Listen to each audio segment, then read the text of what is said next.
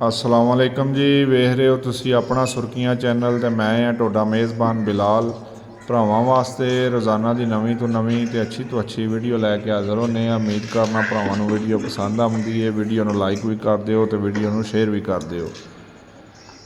Video जिहड़ी बना लिया वीडियो अलीबास दी है, ज़िला गुजरात, तहसील भी गुजरात ते पिंड सारोकी तो वीडियो बनती है पी भाई अलीबास की। तारीख भी बनती है जनाब 11 महीना 8वां ते सन 2026। झोटी भरावां नूं दिखा रहे हैं। झोटी का थण लिबास भरावां ने देख लेना जनाब। झोटी जनाब मूँह दे विचों चोगी है, नश काली झोटी है, एक रंग च मूँह सिंग भरावां ने देख लेना जनाब। धुन्नी कोली थण ते मगर है जनाब कट्टी है। कट्टी भी भरावां ने गौर नाल देख लैनी है। अज तकरीबन 10 तो 11 दिन की झोटी जिहड़ी है सूई है तो मैले लगी है। 10 तो 12 दिन की सूई है, मैले लगी है जनाब।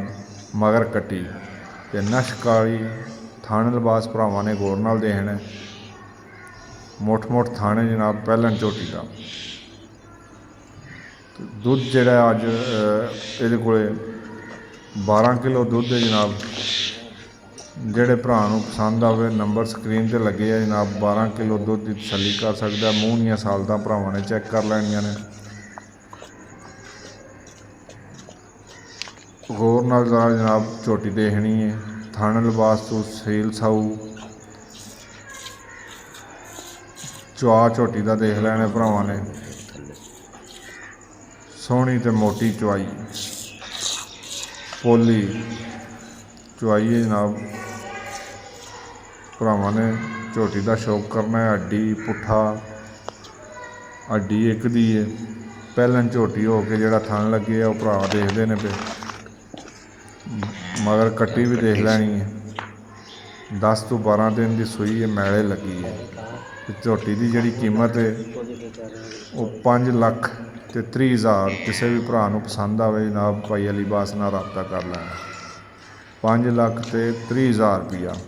पहलन झोटी मूँह च चोगी, दुध 12 किलो, मगर कट्टी 10-12 दिनों की सूई है जनाब। मैले लगी है। जिहड़े भरा नूं पसंद आवे नंबर भाई अलीबास का स्क्रीन पर लगे और राबता कर सकता है। तो अगे आ गई जनाब नंबर 2 झोटी।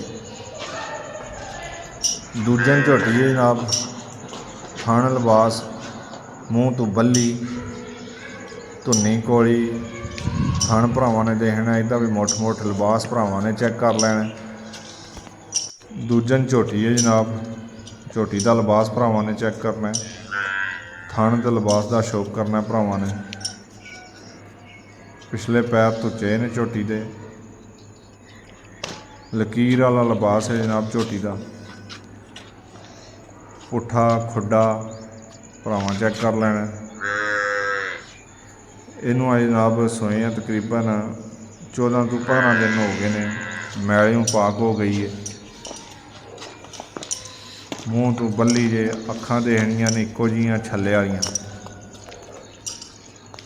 दुध जिहड़ा जनाब इहदे कोले इस टाइम 14 किलो। जिहड़े भरा दा दिल करदा जनाब अपनी तसल्ली कर सकदा है। आके 2 टाइम चो के नंबर भाई अलीबास का स्क्रीन ते मगर ये जनाब कट्टा जे तो जिहड़ी कीमत है जनाब 5,90,000। जिहड़े भरा नूं पसंद आवे अलीबास भाई नाल राबता कर सकदा अपना। दुध 14 किलो, कीमत 5,90,000। दूजन झोटी जनाब मैला सट गई है, मगर कट्टा है।